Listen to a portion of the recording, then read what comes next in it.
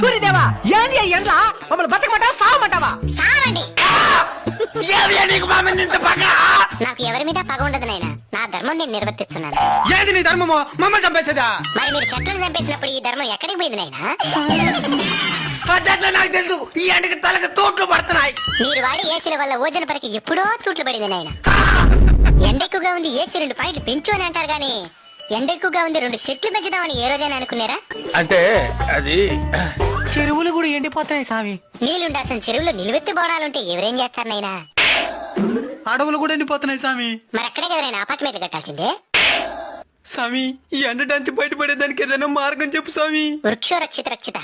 చెట్లను మీరు కాపాడితే అవి మిమ్మల్ని కాపాడతాయి. తప్పకుండా నాటి కాపాడుతాం స్వామి. స్వామి ఇంక మీటనే ఈ ఎండలు తగ్గినా? In front there is crocodile festival. అంటే ముందుంది ముసళ్ళ పండగ అని.